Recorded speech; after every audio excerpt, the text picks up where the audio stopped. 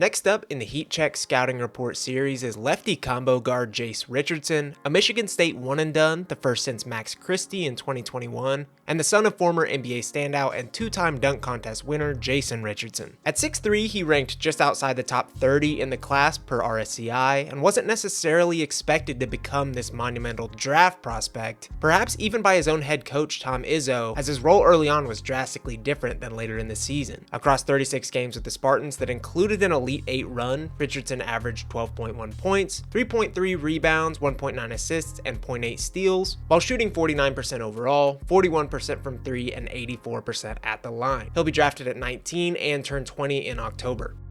Here's how Heat Check works. I'm going to identify one draft prospect and grade them on what I believe to be the most generally important skills and aspects of their game: athleticism, scoring, defense, passing and playmaking, and overall feel for the game. After those 5, I'll grade one additional skill relative to that prospect that I think is going to have the biggest effect on their stock.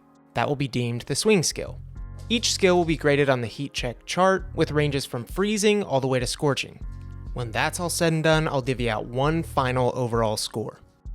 Starting with Jase Richardson's athleticism, I've graded him as warm. Despite his really clean and productive all-around game, it wasn't fueled by tools or athleticism, as his height has drawn concerns in the draft space, and he isn't the biggest, fastest, strongest, or most explosive player on any given court. Richardson's listed at 6'3". I honestly can't tell whether he'll come in at that or below it, but it'll be one of the bigger talking points to come out of the combine measurements. And I'm personally probably most interested to see what his wingspan is. Despite a lack of length, he does have a bulkier than average frame. He's pretty wide in the midsection but has slimmer arms, and as we'll get into later, he welcomes contact and is extremely poised in playing through it, despite a lack of superhuman strength. Richardson doesn't offer much in the way of verticality, posting just 5 dunks in 36 games, and to my eye, he isn't horizontally explosive either. Rather, he has this swiftness, decisiveness, coordination, balance, and impeccable footwork that can often lead to advantages, and he's certainly got his fair share of pure speed too. He's lightning quick off the catch, and the breaks are in no need of a tune-up, as he's able to go from near full speed to stop on a dime to get into shots, pass, or begin angling for other options. While you'd always rather a prospect have high-end athleticism, some of these things quell fears about Richardson making the NBA jump. I don't think this is any sort of major negative on his game. For Jase Richardson's scoring, I've gone with a warm grade. I think he's a phenomenally complementary and polished offensive weapon, though one who's a little bit capped on the high end. Across his 36 games at MSU, Richardson posted 12.1 points per game on 49% shooting overall, hitting on 41% of his 3.2 3-pointers attempted per game, in addition to 84% at the line on 3.5 free throws per game, coming dangerously close to the 50-40-90 club. There were effectively 2 halves to Richardson's season. The first half, where he started 0 games and was pigeonholed pretty exclusively to more ancillary offense, and the second half, where he forced his way into the starting lineup and more opportunity for the last 15 games, 4 of which were in the NCAA tournament, averaging 16 points on 47% shooting in that stretch. Richardson's a true combo guard, not quite having the handling skill to tout the rock full time, but offering so much in the ways of slashing, shooting, and connectivity that you can't help but keep him on the floor. The Spartans offered him a 20% usage rate, certainly lower than most of his draft counterparts who were able to stuff the stat sheet the way he did. Richardson's got a highly unique offensive game, really taking whatever the defense gives him opposed to forcing anything specific. He's a space and shot finder, hunting gaps in the defense and capitalizing with startling consistency, be it finishing at the rim, rising for easy jumpers, or simply shooting open looks. And his insane touch from all over the court puts a nice bow on this package. Richardson's shot type rankings per synergy are pretty incredible. Excellent at the rim, a 69% finisher there, excellent on jumpers, 42% of those, excellent on catch and shoot shots, 50% unguarded and 40% guarded. This is important regarding his potential role off the ball, and finally very good on dribble jumpers at 40%. Despite some volume and plain shot diet concerns, I think he's more than shown to be a lethal shooter, which is important in keeping defenders honest and maintaining his downhill attack, which is also good. His touch shows up most at the ring, where again he converted nearly 70% of his shots with poise and the ability to play through contact. Richardson's really good at keeping that pivot foot down and using his physicality and frame to create space when needed. True to his low usage role, he scored the bulk of his points spotting up, a whopping 50% conversion, And with such a low turnover rate, that essentially means every single time you get Richardson the ball in spot-up situations, he has a 50-50 shot at getting you points. He was also excellent in the pick and roll, converting 46% of plays there. Certainly a tool in his lead guard bag, and he also capitalized well coming off screens and in transition. I do want to note, Richardson is extremely left-hand dominant. I usually don't pretend to be so nuanced to notice stuff like this, but he really favors his left, and it can seldomly get him in a bind trying to score and more so passing. I don't have any truly major qualms with Richardson's offense outside of the facts that there's some athletic limitations and he's undersized to play the 2 guard, which doesn't necessarily get easier at the NBA level. We've of course seen it before, but this typically comes with an interesting domino effect, which we'll jump into later.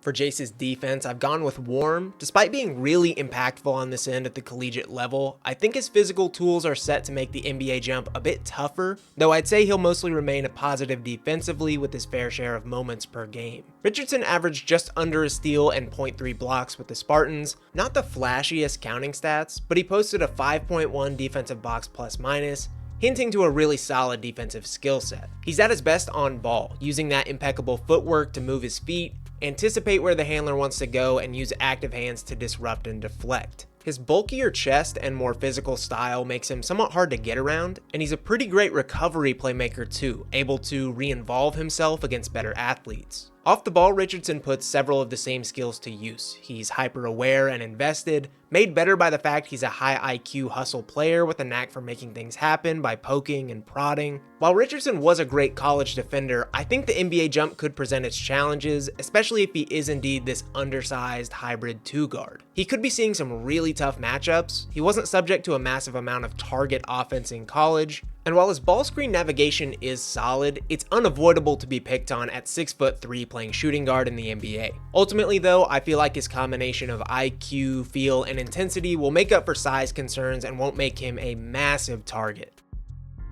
For Jase Richardson's passing and playmaking, I've gone with the Warm grade. I think his complementary skill set carries over here, though like other areas, he doesn't quite have a sky-high ceiling. In his season with Michigan State, Richardson dished 68 total assists to a measly 30 turnovers, good for 1.9 to 0.8 per game, and a very solid plus 2-to-1 ratio. He finished with a solid assist percentage of 14, a turnover percentage of 8, again that low usage playing a role in this department. In tandem with his scoring ability, Richardson is just a composed, lightning quick decision maker, which is great for his connective 2-guard role. He's an expert at the simple stuff, processing the game at a rapid rate and capitalizing often. And in the same way he finds his spots to put the ball through the hoop, he can do so in dishing to teammates too. Richardson is absolutely phenomenal at making the most of his quick off-ball windows, passing to multiple options coming off screens, in transition, even tight windows while cutting. And he's got some usable pick and roll prowess too. I do question the overall scalability of his passing, as we'll touch on more later in the video. I think the left-hand dominant stuff can somewhat limit his options on any given play, and he doesn't have S-tier accuracy or velocity. But for the purposes of a low usage, connective, and impactful 2-guard, I like Richardson's passing toolkit quite a bit. For Jase Richardson's unquantifiable feel for the game, I've gone with Scorching. I think he's an expertly high field player who simply wouldn't have come on as a potential one-and-done lotto pick in Tom Izzo's Michigan State system if that weren't the case. Richardson effectively has built his draft case off feel for the game, constantly making the right plays with complex basketball IQ, limiting mistakes, and just breezing by with a really instinctual process. He posted a box plus minus of 11.6, which for a 19-year-old true freshman at MSU is just absurd. I'm not necessarily in love with his athletic tools, so there's got to be some sort of bridge here between those and the great counting and advanced stats, as well as the pretty good eye test, and I think feel for the game is it.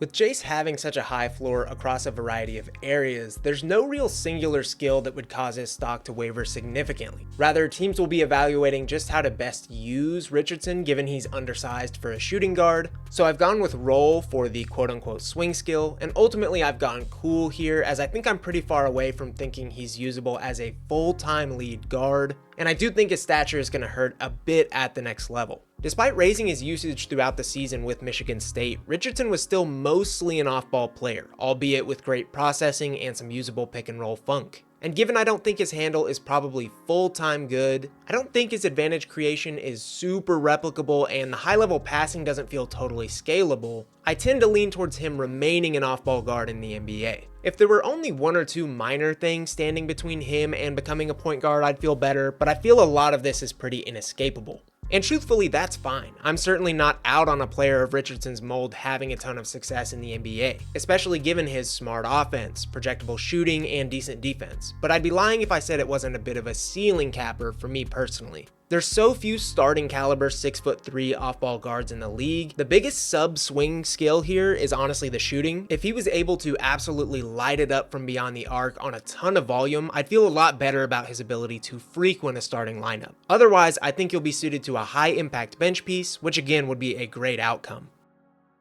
The grade. I've gone with the grade of 7.6 for Jase Richardson. While I'm a huge fan of his intelligent, mistake-free style and two-way impact, I struggle to envision the ceiling based off his skill set, and just feel a little more comfortable with him in my late lotto to mid-first range, opposed to the top of this class. Based on Jase's ratings here, I think he's an exceptionally high-feel, high-floor prospect, always something worth betting on in my mind, given I think players like this eventually just figure things out, but I do think his height offers a bit of a cap on other skills, and I just don't see a ton of point guard potential without a few tougher developing areas coming around. There's little doubt in my mind Richardson will eventually frequent an NBA rotation, and I think he's a perfectly respectable swing for any team in the middle of the first round, looking for a long-term or potentially even instant impact. And for any teams that aren't looking to run a traditional point guard, I think Richardson would be a super fun swing. That's it for this one. Let me know what you think of Jase Richardson, what you grade him, where you draft him, drop you want to see in the next heat check. We'll see you next time.